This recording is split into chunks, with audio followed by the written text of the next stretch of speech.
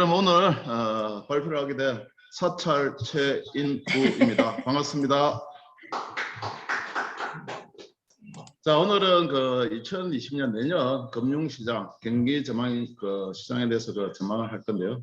상당히 요거는 제가 사실은 동네에서 1년에 한 번씩 재능 기부하고 있는 자료를 어차피 발표할 걸 해서 제가 이력하고 소개도 연한데 그거는 무시하시면 됩니다. 무시하시고 지금 글로벌하게 가장 지금 직면해 있는 전쟁처럼 하고 있는 게 뭐냐면은 첫 번째는 우리가 코로나고 두 번째는 에너지입니다. 지구 온난화와의 전쟁을 하고 있는데 과연 이 두 가지가 어떻게 해결될까에 따라서 우리 이제 글로벌 경기라든지 대한민국 경제는 살아나지 않을까 이렇게 생각하면서 저는 여태까지 잘 살아왔는데 내년도는 또 어떻게 할 건가 같이 한번 보도록 하겠습니다. 자, 2020년 경제 전망, 금리 전망, 주식 앤더 환율 전망 이렇게 순서로 진행하도록 하겠습니다. 요거는 그냥 스킵하시고요. 요것도 스킵하는데 15년도 빨간했으니까 생활투자 이에 한 권씩 사보시면 상당히 감사하겠습니다. 네. 깨알 같은 자랑을 했습니다. 네. 자, 2022년 내년도 경제 전망입니다.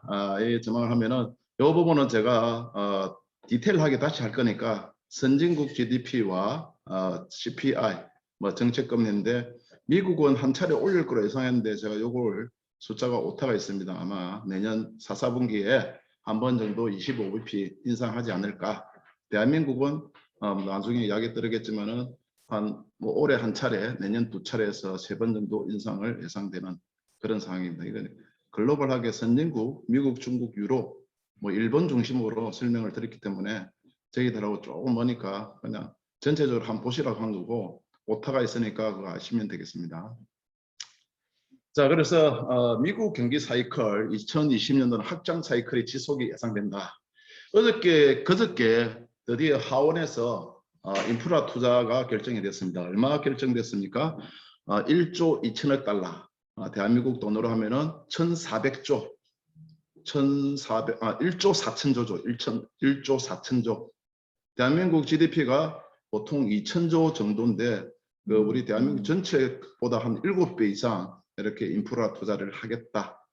통과돼서 사실 8거래일까지 주식 주가가 많이 올랐다가 어제 저녁에는 떨어졌는데 오늘 저녁에 또 어떻게 될지는 모르겠습니다. 그래서 미국 선행 후행지수 상대적으로 사실 보면은 상당히 확장 국면에 이제 들어서 있다. 이게 차트를 보시면은 쭉 계속 경기가 이게 선행지수 후행지수 강변대 쭉 보다가 지금 이렇게 평행을 하다가 쭉 떨어졌다가 2000년도 더 떨어졌다가 다시 쭉 올라가고 있는 확장 국면에 있다. 이렇게 해서 내년도는 사실은 더 좀 좋지. 물론 상반기보다는 하반기가 더 좋겠지만은 그런 거 있던데 그런데 지금 우리 미국 같은 경우는 테이퍼링 한다고 난리잖아요. 그죠? 테이퍼링 시작했습니다.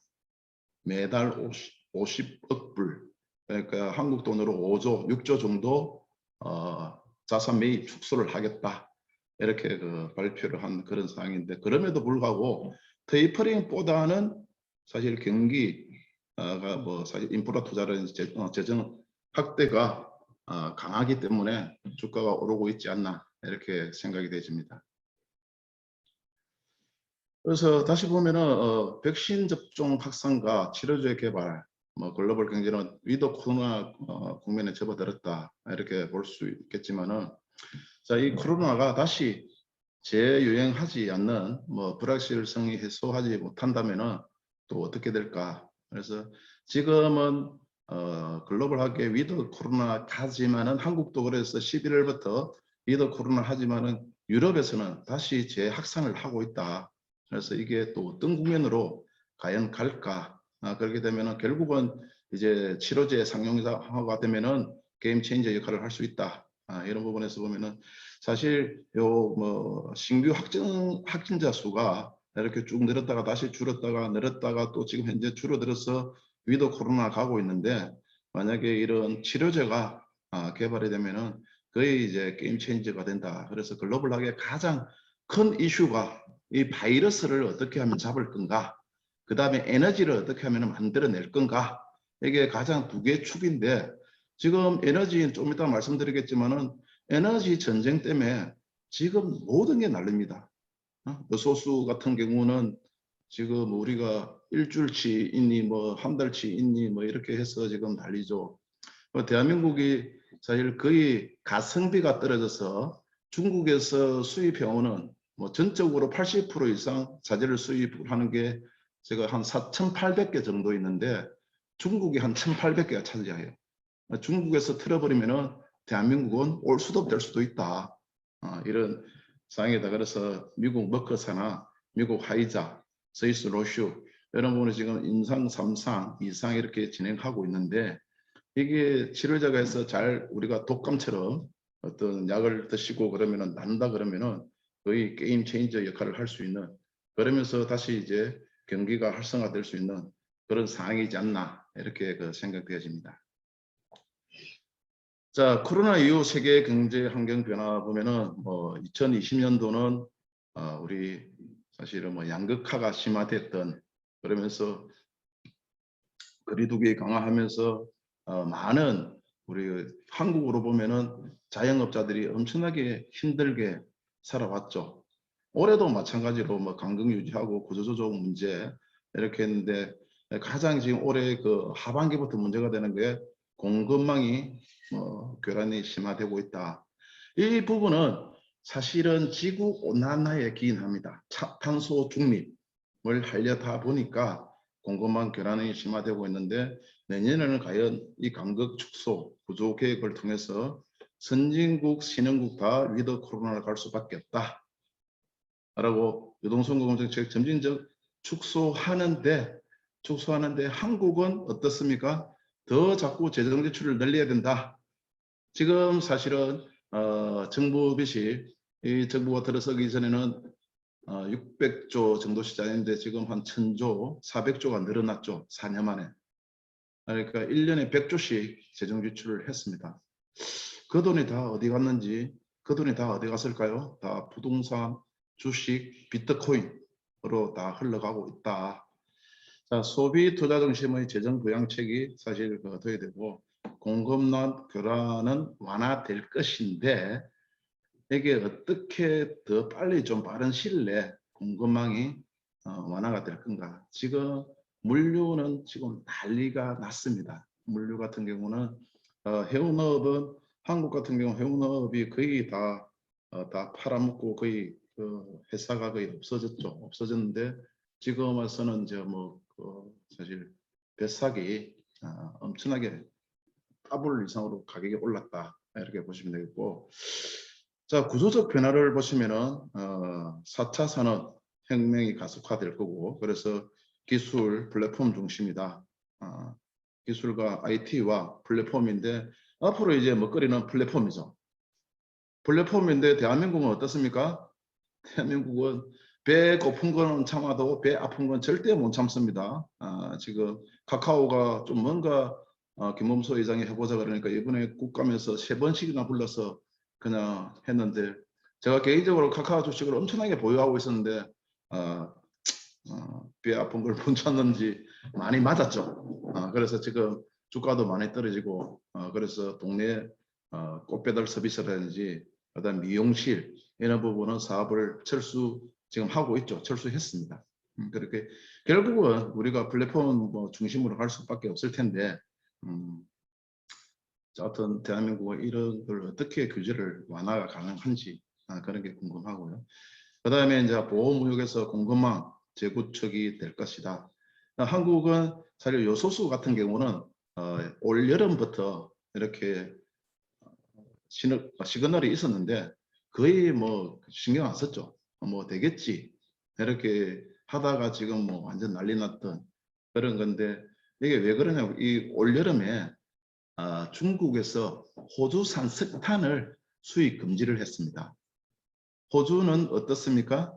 중국이 좀 협조를 하라 그러는데 우리는 중국하고 놀지 않겠다. 그러면은 호주도 중국 대중국 수출 비중이 30% 이상 넘는데도 불구하고, 그러니까 그럼 너희 나라 석탄 수입 안 내.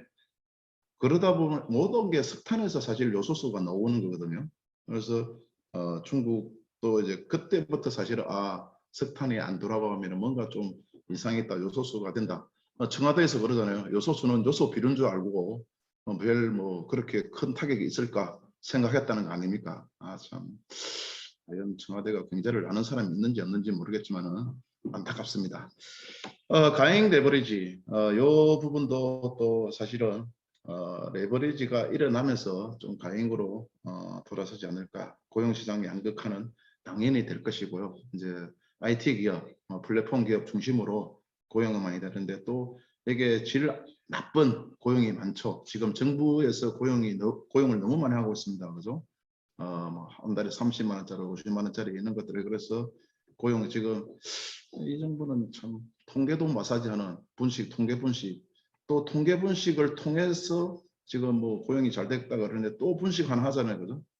세금, 제조, 세수 분식도 하려고 그러는 정부입니다. 야, 참 무섭다 이런 생각이 들고요.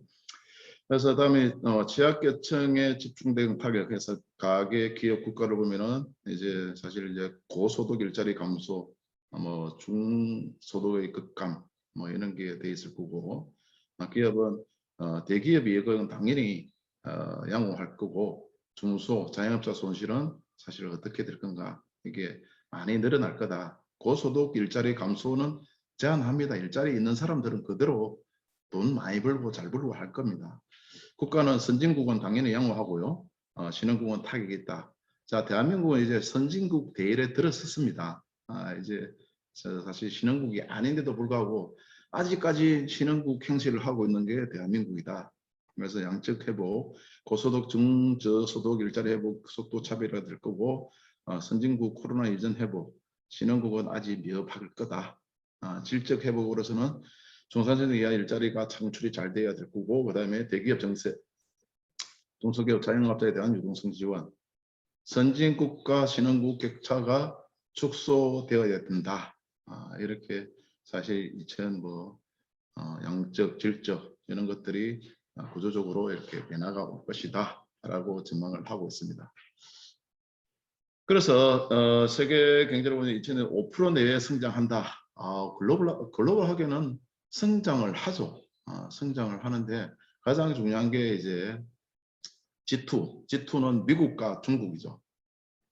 사실은 중국이 미국한테 끽소리만 타다가 요즘은 워낙 GDP 이런 것들이 많이 커지면서 미국하고 견주고 미국을 능가한다고 계속 이야기하고 있잖아요. 그래서 미국은 글로벌 경찰이면서 모든 걸 좌지우지해야 되는데 자꾸 중국이 깜짝거리니까 상당히 지금, 그래서 계속 보호무역을 통해서 중국을 견제하려고 하는, 그래서 자꾸 중국도 야 우리한테 줄 서, 미국도 우리한테 줄 서, 이렇게 하고 있는 그런 형국이다. 그래서 한국은 그 사이에 끼어서 중국한테는 지금 잘 보이려고 엄청나게 노력하는데 또 미국 한미 동맹을 또 깰 수 없는, 이러지도 못하고 저러지도 못하는 그런 아주 어중한 그런 위치에 있다.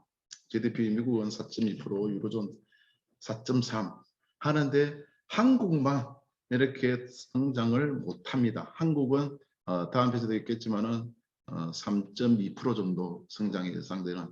자, 중국은 5.7% 정도 성장이 예상이 되는데요. 중국 같은 경우는 6% 미만 성장은 있을 수 없는 이야기인데 이게 바로 뭐 때문에 그렇겠습니까?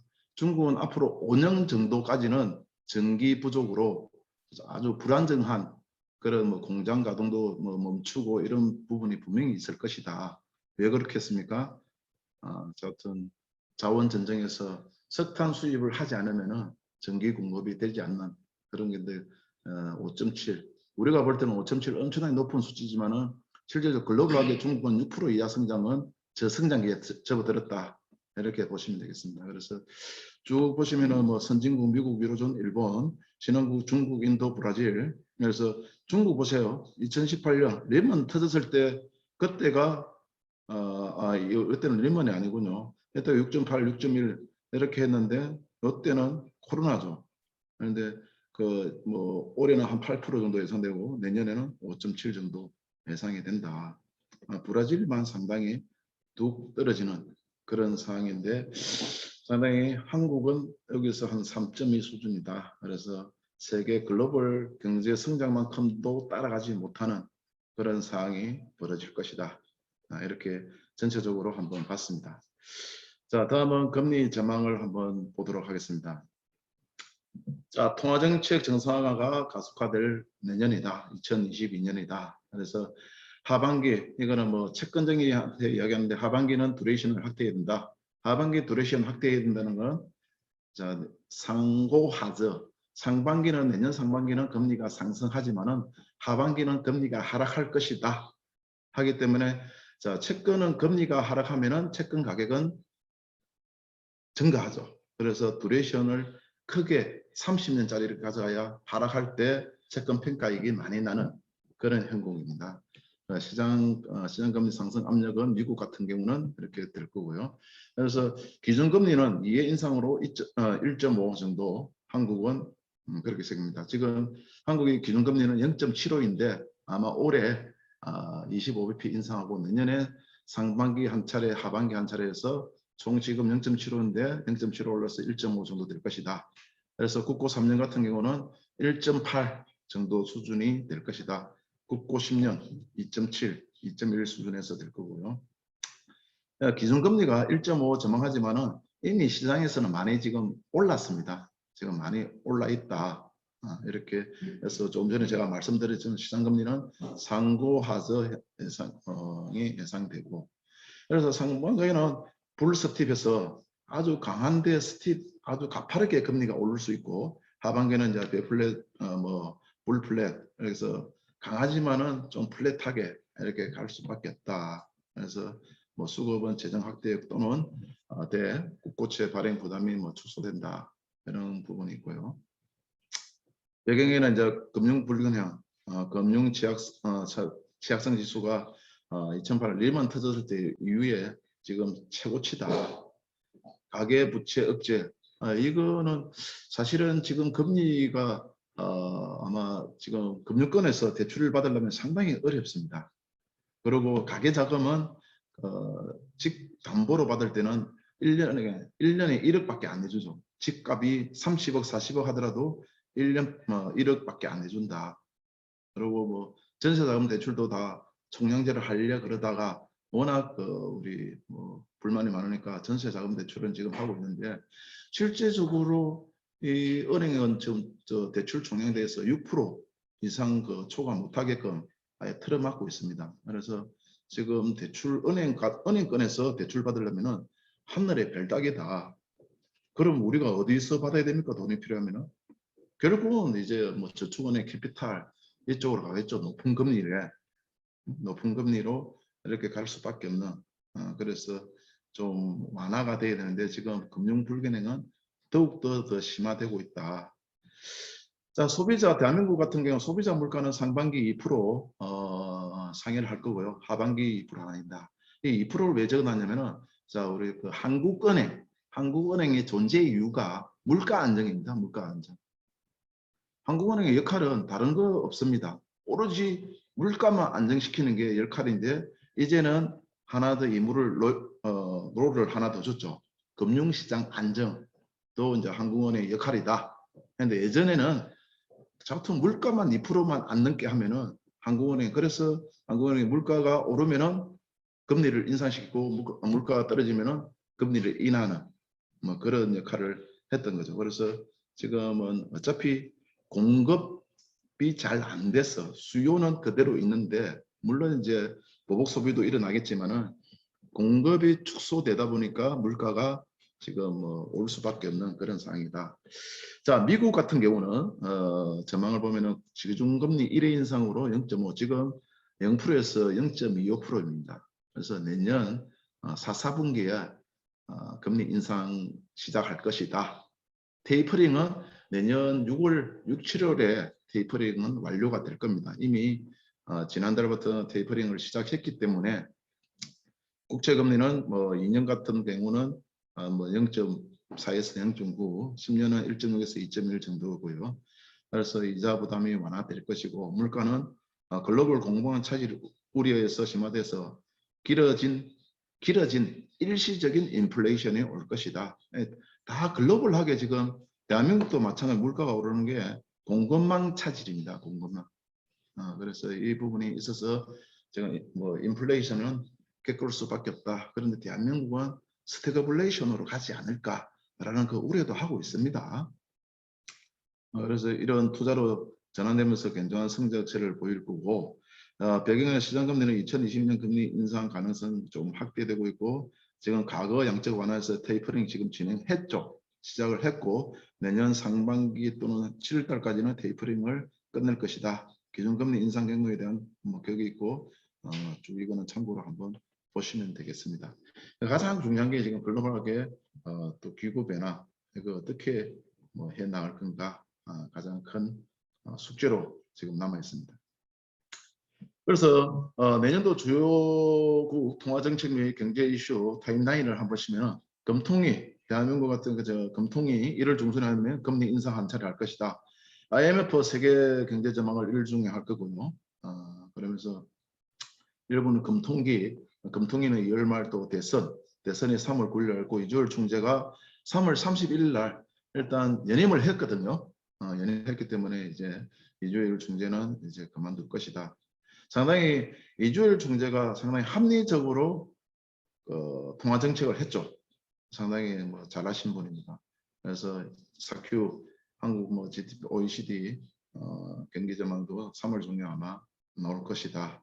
이렇게 돼 있고, 자, 뭐 2, 4분기 가면은 4월 금통이 있고, 아니면 20대 대통령이 5월 10일 날 취임합니다. 임지원 의원, 금통위원이 5월 12일 이렇게 되는데 한번 참고로 보시고 6월 1일 날 지방선거가 있고요. 그다음에 3분기 보면은 7월 금통이 있고 금리 이때 7월 달에 금리 인상 한 차례 하지 않을까 이렇게 생각을 합니다.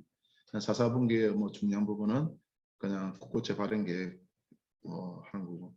자, 회의는 보면은 1, 4분기 보면은 BOJ, FOMC 회의가 있으면서 파월 의장이 임기가 2월 5일 날 정도 되는데 파월 의장도 앨런보다는 상당히 좀 아주 시장하고 소통을 잘했죠. 시장 미리 금리 올리기 전에 미리 시장을 준비시키는 그런 합리적인 사람인데 2월 5일 날 종료하면서 지금 뭐 바이든이 아마 다른 사람을 지목할 것이다 이런 지금 소식이 있습니다. 프랑스 대통령 4월 중에 있고요. 나머지는 참고로 한번 보시면 되겠고 지금 그래서 3, 4분기 미국은 7월 28일 날 테이퍼링이 종료가 됩니다. 더 이상 이제 자산 매입 축소를 더 이상 하지 않고 그 다음부터는 이제 금리로 하겠죠. 4, 4분기에 금리 인상으로 이렇게 통화 정책을 펼칠 것이다 이렇게 보시면 되고 브라질 대선이 10월 2일 날 있고 플라이데이 뭐 이렇게 참고적으로 이런 거는 뭐 금리 전망에 대해서 사실 상당히 중요한 요소들인데 그냥 여기 계시는 분들은 이런 게 있구나 정도만 아시면 되겠습니다. 자, 한국 채권 시장 상고 가적 흐름이다. 그래서 내년도는 국고 3년 1.75에서 2.25인데 평균으로 한 1.8에서 1.9 정도 되지 않을까 이렇게 생각하고 10년도 2.1에서 2.7 저 같은 30년 스프레드가 30년 65bp 베이시스 포인트 이렇게 차이가 날 것이다 이렇게 지금 보고 있습니다. 그래서 기말 쭉 보면은 1.5 정도 예상을 하고 있는데 제가 이렇게 1.5 한다고 해서 무조건 1.5는 아닙니다. 이거는 지금 예측이고 전망일 뿐입니다. 이거 왜 1.5 간다 그랬는데 왜 안 가서 따지면 안 되고 전망과 예측은 틀리라고 있습니다. 맞출 수 없습니다. 이걸 또 다 기억하시면 안 되고 스프레드도 뭐 좀 그렇게 지금 스프레드 차이가 많이 나다가 내년도는 스프레드도 많이 줄어들 것이다. 그래서 이거는 그래프로 이렇게 한번 그려봤는데 인상해서 쭉 갈 것이다.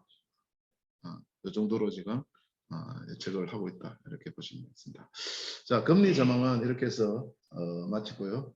이제 사실 이제 주식과 환율 전망인데 요 파트 들어오면은 항시 제가 제 동네에서도 할 때 다른 거는 뭐 금리는 됐고 빨리 주식 빨리 하고 주식도 전망도 필요 없습니다.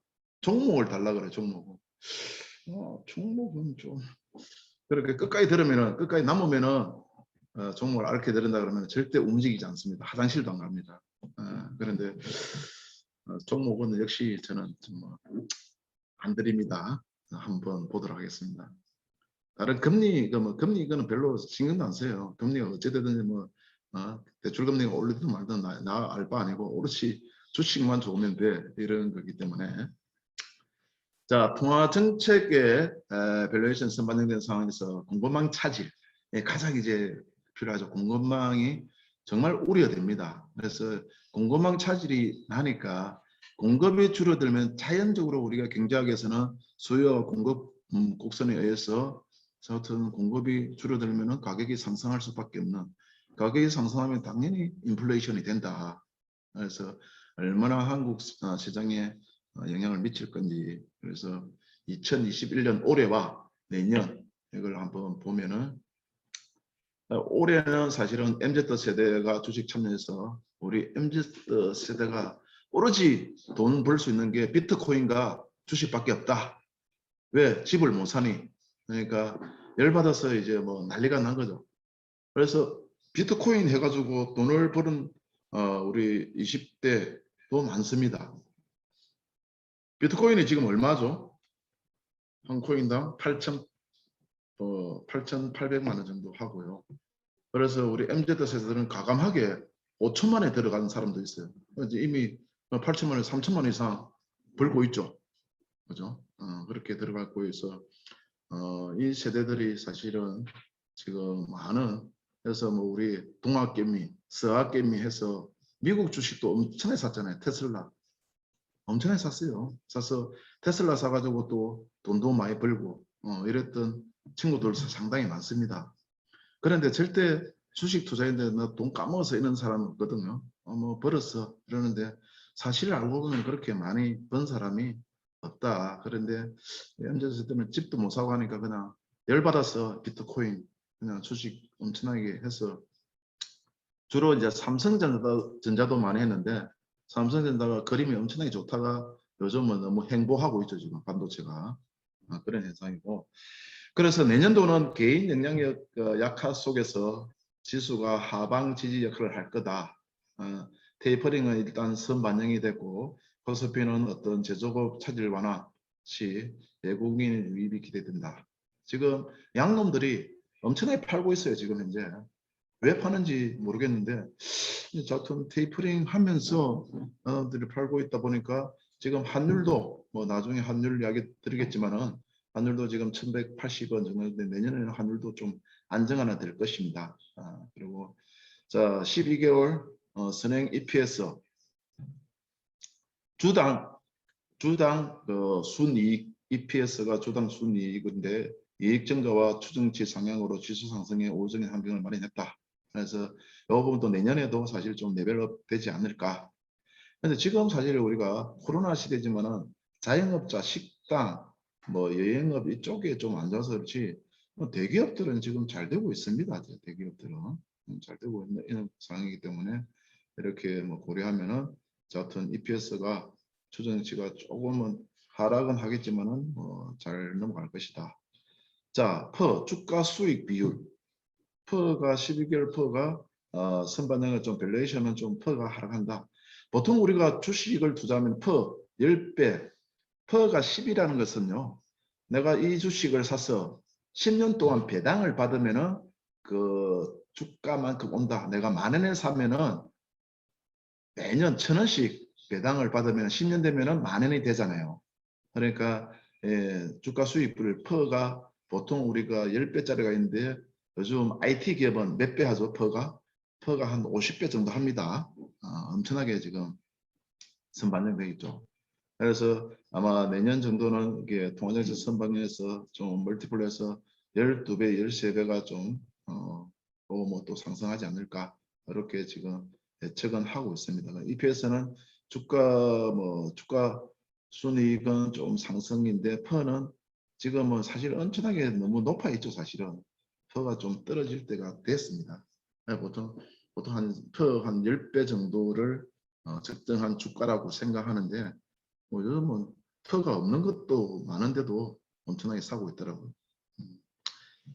그래서 외국인 비중은 테이퍼링에서만 주가 하락이 뭐 크지 않는 거고 이미 지금 뭐 양론들은 많이 팔고 나갔다. 지금 주가가 대한민국이 우리가 GDP도 2천조 정도 되는 거고 주가 주식도 전체적으로 한 2천조.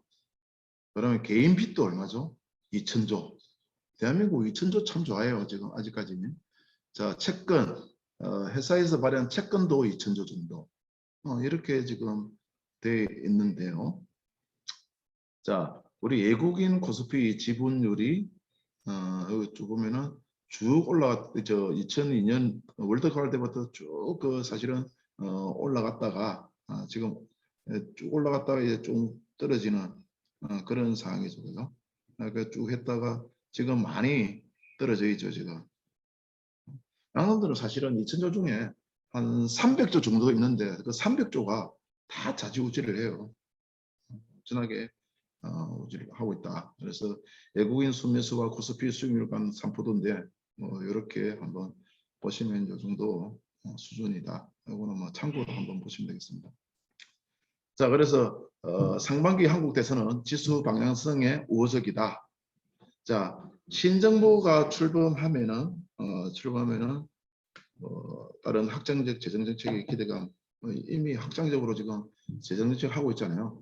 또 어떤 후보는 내년 1월 달에 바로 또 25만 원 이렇게 재난지원금이 아니고 다른 이름을 해서 지급하겠다. 그것도 올해 세금 들어오는 걸 마사지 분식을 해서 내년에 들어온 걸로 해서 이렇게 지급을 하겠다. 10조 되는 걸 그렇게 돼 있고 대선하면 무조건 17대 외에는 대선 후에 우측에 보시는 것처럼 다 올랐어요. 주가가. 그래서 여기서도 쭉 보시면은 이제 절대 수익률을 평균 절대 수익률이 지금 상승을 했고요. 상대적으로 이 수익은 조금 뭐 하락할 것이다 그러는데 여기 보시면은 거의 16대부터 17대 대통령이 누구였죠? 네? MB 아니에요? MB 때는 취임해서 주가가 많이 떨어졌다. 나머지는 대선 후에는 많이 올랐다. 그래서 상반기는 조금 조정을 받을 것이다. 미국도 테이퍼링하고 그렇기 때문에 조정을 받는데 그러나 또 종목별로는 또 천차만별입니다. 종목별로는 천차만별이기 때문에 이걸 보시면은 19대는 우리 참 유능하신 문재인 대통령께서는 집값도 엄청나게 올려주시고 주가도 많이 올려주시고 상당히 존경해야 됩니다. 얼마나 고맙습니까? 이런 분은 사실 쳐다보기 힘듭니다. 이분을 한 번 더 대통령으로 시키면 얼마나 좋을까. 그러면 제가 집을 엄청나게 살 텐데 달러 빚을 내서라도 집을 사서 저같은 양도세 뭐 세채 이상은 70% 내더라도 그죠? 30%는 먹을 수 있잖아. 엄청나게 사서 갖고 있다가 파는 거지 그냥.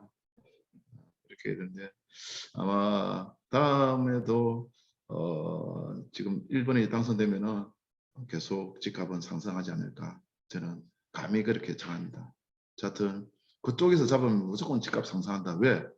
이 사람들은 공급 정책을 펴지 않고 맨날 수요만 때려잡으니까 사람들은 수요를 때려잡으면 이게 뭔가 있다 싶어 심리적으로 기대감이 엄청나게 커지거든요. 그러니까 무조건 사는 거예요. 그냥. 이 4년 동안 계속 수요만 잡다 보니까 공급을 할 생각을 하지 않고 수요만 잡고 재건축을 아예 묶어 놔버렸잖아요. 그죠?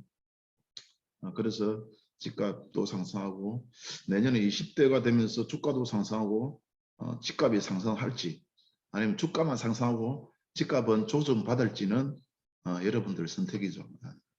저는 그래서 집값 상승, 주가 상승 선택하려고 생각하고 있습니다. 그래서 집을 지금 더 사야 되겠다 이런 생각을 하고요. 그래서 이제는 한 자리 뭐 전망에도 밸류에이션 매력은 사실 존재한다. 그래서 적정한 후행 PBR은 순자산 비율인데요. 자산이 1.1이다 그런 것은 주가가 사실 이게 PBR이 1 안 되는 회사들이 상당히 많습니다. 그죠? 그러니까 자산 가치와 주식 가치 있잖아요. 그걸 다 상쇄를 못 한다는 거죠. 1.1은 주가가 더 높다는 거죠. 사실 PBR이 0.5 같은 게 PBR이 낮은 게 사실 더 좋거든요. 지금 현재 PBR이 0.5라는 것은 자산 가치는 10인데 주식은 5밖에 안 되는 거죠. 그러니까 지금 청산하더라도 이거 주가보다 더 주가 전체보다 더 많은 자산이 있는데 이런 이제 PBR이 1 이하인 회사는 주로 어떤 회사는 부동산을 많이 들고 있는 회사가 PBR이 1 미만입니다. 이렇게 알짜배기 회사인데 사람들은 그런 알짜배기 회사에 안 쳐다보죠. 오로지 테크, IT, 4차 산업. 그래서 바이오에서 그냥 허황된 꿈을 찾아서 너나 나나 이렇게 한 가보는 거죠. 그래서 불나방이 전구를 보고 그냥 쫓아가듯이 가서 장렬하게 또 전사할 수도 있고 그런데도 불구하고 우리는 무조건 갑니다. 그죠? 특히 대한민국 사람은 절대 배 아픈 거 못 참으니까 남들 돈 벌었다 그러면 무조건 가죠. 가서 남들 돈 벌고 나올 때 본인은 이제 뒤늦게 가서 상투를 잡죠. 상투. 그래서 좀 있으면은 반토막 나고 좀 있으면 휴지 조각 되고 그래서 또 어디 갑니까? 소주 한 병 들고 한강 다리 가죠.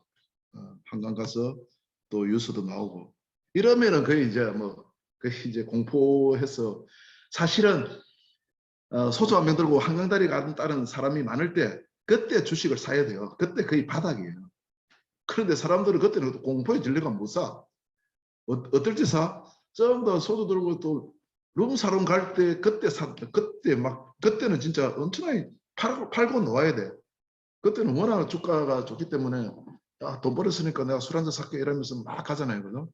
그러니까 술을 사더라도 한강 쪽으로 한강 다리로 가면은 그때 사야 되고 룸사롱 가면은 팔아야 돼요.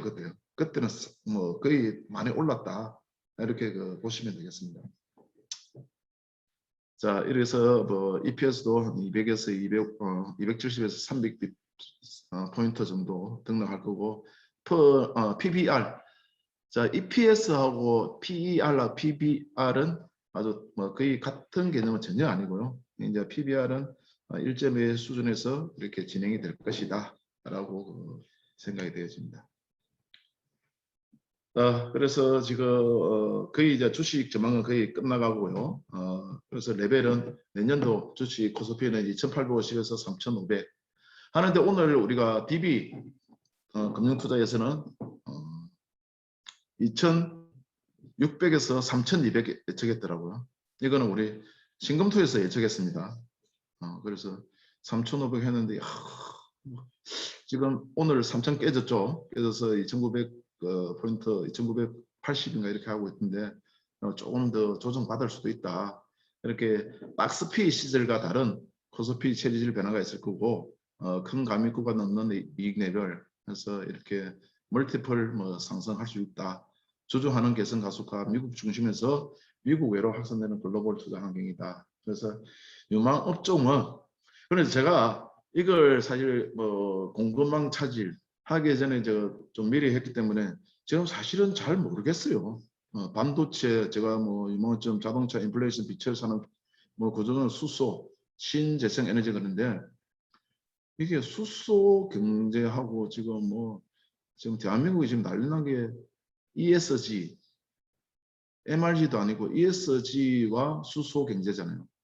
수소 이거를 사실 만들어내려고 그러면 아주 기술이 테크니컬이 엄청나게 발전해야 되는데 지금은 정부가 우리가 탄소 중립하겠다는 게 이걸 통해서 한번 해보자는데 물론 신재생도 같이 하겠지만은 수소를 천연가스에서 저톤 추출하려 그러면은 수소 1톤 생산하기 위해서 탄소를 10톤 배출해야 됩니다.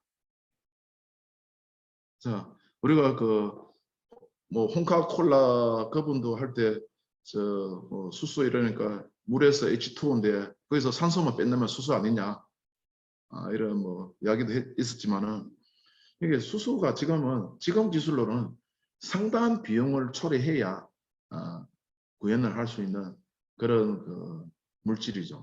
물질인데 가장 뭐 대한민국은 아주 공상과학을 쓰고 이거 언젠가는 그것도 뭐 되겠죠. 언젠가는 되겠지만은 미국 셰일가스 생산하듯이 이 신재생 에너지 이 부분도 사실 우리 태양광 풍력 이렇게 하다 보면은 이게 왜 아주 쉬운 길이 있잖아요. 쉬운 길은 뭐죠? 원자력을 돌리면은 이거 안 해도 될 텐데 왜 자꾸 쉬운 길을 빼고 중국 같은 경우는 지금 앞으로 5년 이내 150기 미국이 지금 원자력이 94기 있습니다. 자, 프랑스, 영국 이게 평균적으로 42기 정도 있고 대한민국은 지금 원자력이 24기 24개 있는데 이걸 줄이겠다는 거 아닙니까? 15개 줄여서 9기로 9건에 가져가겠다. 그럼 탄소 중립 절대 못합니다. 그러다가 지금 그 와중에 수소 경제를 하면서 ESG 경영을 또 엄청나게 지금 밀어붙이고 있잖아요. ESG는 환경, 사회적 책임, 그 다음에 지배구조 개선 이렇게 밀어붙이면은 사실은 이런 말도 ESG 사회주의가 될 것이다. 그래서 앞으로 기업하기는 상당히 힘든 그런 부분이 있지만은 이게 뭐 내년도는 이 정도 예상하는데 이걸 예상한 예상이지 이거대로 안 맞았다고 저한테 오봤자 아무 사실 기억이 안 납니다 저는. 그러니까 이거는 참고로 절대 예측은 틀리라고 있다고 제가 다시 한번 강조드리는 거니까 저한테 오시면 안 됩니다. 그 정도 지금 예상을 하고 있다. 나머지는 한번 읽어보시면 될 거고요. 그래서 사실 4차 산업 보면은 제가 뭐 종목도 몇 개 있긴 한데 가르쳐 드리지는 않겠습니다. 그러니까 잘못되면은 제가 미안하니까요. 돈 벌면은 괜찮은데 저는 사실은 지금 뭐 개인적으로 많이 하고 있기 때문에 벌 때도 있고 떨어질 때도 있는데 괜찮은데 이게 사라 그래서 떨어지면 상당히 미안하더라고요. 자, 다음은 이제 그래서 환율 마지막입니다. 경기 확장 국면 연속소 약달러 전망이 되고 양호한 펀더멘털 하여 원화 강세 전망도 있다. 달러는 경기 확장 국면에서 정강 후약 조기 정상화 경기 완화 경기 확장 세계가 있고 제조업 서비스보다는 제조업이다. 그런데 이게 왜 그러냐면은 지금 공급 병목 해소가 좀 될 거거든요. 그래서 투자 확대되고 지금은 아마 대한민국 참 대한민국이 어떤 일본이 뭐 수출 안 한다 그러면 우리가 그 만들어서 소재 소부장 해가지고 지금 직접 만들어서 그 일본을 능가한 게 지금 많습니다. 그런데 중국에서 수입하는 것에 대해서는 아주 너무나 저자세로 진짜 제발 요소수 좀 주세요. 이래서 이번에 16,000톤인지 중국에서 선심 서듯이 이렇게 그래 줄게. 16,000톤 그래봤자 한국에서 한 달 정도밖에 소비 할 수가 없다 하더라고요. 그래서 이런 달러 보니까 원 달러 같은 경우는 어떤 해외 주식 투자 등 펀더멘탈 변화 구조적으로 판단이 좀 이른데 그러나 영내 달러 순공급 금융가 유사하고 심리 요인 완화되면 펀더멘털 반응에서 평균 지금은 테이퍼링 하면서 강 달러로 가서 지금 1180원 정도 1200원 정도 이렇게 하는데 내년에는 1130원 좀 하락하지 않을까 이렇게 생각합니다. 그래서 제가 사실 작년 같은 경우는 금리가 상승할 거니까 그때가 작년에 제가 이거 할 때 한 1,050원 수준이었습니다. 무조건 1,200원 가니까 달러 예금 하셔야 됩니다. 그러면은 달러 예금은 유로에서도 먹고 한 차익도 발생하고 그렇게 했는데 그렇게 해서 돈 번 사람은 있고요. 그래서 집도 사라 그랬는데 집을 판 사람이 있더라고. 왜 팔았어요? 그러니까 에이 이거 이 정도 안 돼. 그런데 그 사람 엄청나게 지금 열받아 하고 있죠 지금. 그런 상황이다. 그래서 제가 조금 전에 했던 주식은 뭐 유망업종 반도체, 자동차, 인플레이션 뭐 업체들 구조적 뭐 수소, 신재생 에너지인데 이런 수소는 지금 상당히 힘든데 수소차 그러면은 그래서 현대자동차가 지금 난리 났잖아요. 그죠? 테슬라도 그러고 신재생 에너지 풍력 이런 보는데 수소는 지금 만만치 않다 만들기. 이런 부분이 있다. 요거 말고도 이제 4차 산업 보면은 메타버스 뭐 요게 또 뭐 ICT 요 관련된 거 바이오는 사실 아까 이야기한 것처럼 치료제 만드는 회사 거 무조건 사야죠. 그렇게 사야 된다. 그래서 요 정도 평균 1130원 정도, 그러니까 내년도는 환율이 상승이 아니고 환율 하락할 것이다. 그러니까 안정적으로 갈 것이다. 이렇게 생각하는데, 이게 이 가정은 제가 지금 여태까지 말씀드린 가정은 이제 공급망이 지금 엄청나게 어려운데 좀 완화가 돼줘야 된다.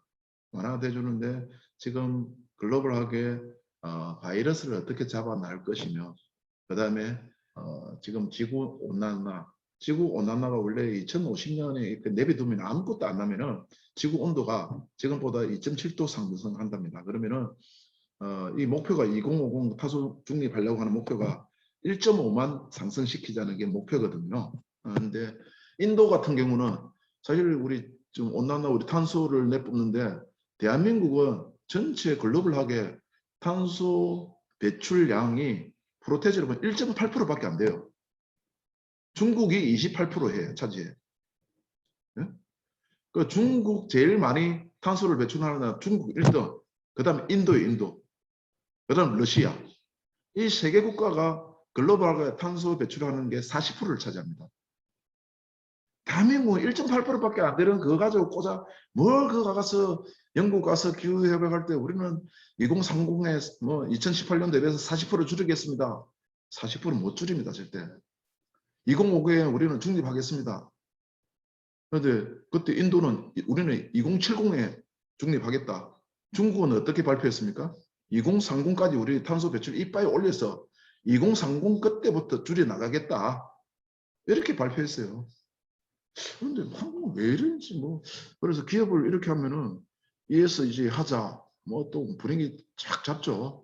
ESG는 블랙록이라는 행동주의 그 펀드에서 무조건 블랙록이라는 그 행동주의 펀드가 지금 뭐 ESG에서 환경 문제 자꾸 하니까, 그래서 화석 연료를 사용 못하게 하다 보니까 자꾸 또 석유 생산을 자꾸 줄이라고 엄청나게 압력을 했어요. 그래서 지금 WTI 배럴당 지금 83불 하잖아요. 내년에 120불까지 간다 그러잖아. 120불까지 가면은 큰일 납니다. 큰일 나. 그런데 사실은 여태까지 제가 100불 간다 그러다가 거의 언저리 90불, 90 몇 불 가면은 다시 조정받기는 하더라고요. 그래서 지금은 이야기하기 좋은 사람이 120불인데 뭐 그때까지 갈 수 있을까? 그러면은 또 오펙에서 또 뭐 생산 늘리자 할 겁니다. 그러니까 모든 게 뭐 공급을 또 늘리면은 가격이 또 조정받을 수 있으니까, 이런 부분들 볼 때 우리가 과연 이런 전제 코로나 치료제가 나왔고, 그 다음에 이런 기후 변화 요거 해박에서 어느 정도 좀 완화가 돼야 이런 어떤 제가 지금 전망했던 게 하지, 이걸 치료제도 나오지 않고 계속 이렇게 코로나 확산되거나 또는 탄소 중립이 완화되지 않고 진짜 한국처럼 이렇게 가버리면은, 지금 문재인 대통령이 발표했지만은 정권 바뀌면 다 없어진다 그러잖아요. 그 기대를 사실 국민들은 하고 있는 거예요. 그렇게 가면은 이렇게 갈 수 없다. 두 가지 전제 조건이 어느 정도 탄소 중립도 완화가 되고 코로나 치료제가 나온다는 가정하에 제가 예측을 한 거니까, 이게 완전 반대 방향으로 왔을 때는 제 전망이 하나도 안 맞다. 그렇게 아셔야 됩니다. 그렇게 생각하시고 했고, 사실 제가 이제 여기는 다 우리 노타리고 우리 교수님들이고 그렇기 때문에 종목은 발표하지 않습니다. 제가 동네에서 원래 50명 모아날 때는 해줬고 500명도 막 그래요. 끝나고 나면은 막 줄 서 있어. 종목 알려 달라고. 이제 종목은 안 되는데 돈 완전 하더라도 평가소 나더라도 저한테 절대 전화하지 마라. 그래 제가 이게 추천을 왜 못하냐면은 떨어지면 막 전화와. 지금 팔아야 되냐고. 그걸 내가 어떻게 알아요. 그냥 샀으면은 20% 오르면 팔고 50% 떨어지면 손절매 해라 그러는데, 그걸 그냥 그대로 하면 되지. 그냥 또 한국 사람은 또 20%짜리 필요 없어요. 더블 되는 종목 가르쳐 달래. 더블. 그것도 언제? 3개월 이내에 더블되는 종목. 그거 있으면 제가 여기서 강의 안 하죠. 없습니다, 여기 제가.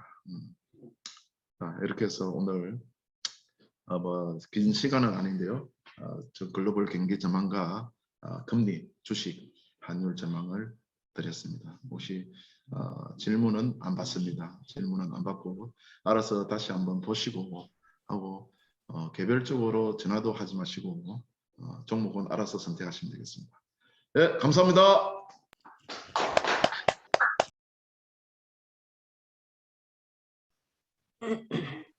오늘 그 특강을 해주신 최인호 교수님께 큰 격려의 박수를 부탁드리겠습니다. 최인우 교수님, 너무 네. 수고 많으셨고요. 네. 묻지도 따지지도 찾아가지도 않겠습니다. 감사합니다. 작년에 이 특강을 네. 듣지 못한 게 많이 아쉽습니다. 예. 네, 아유. 작년에 들었더라면 무엇인가 네. 좀 건질 수 있었을 것 같은데. 작년에 들었으면 내년에 잘하십시오. 네, 작년에 들었으면 거꾸로 집 팔았을 거고 주식 팔았을 거예요. 그래. 잘 안 듣기를 잘했습니다. 예.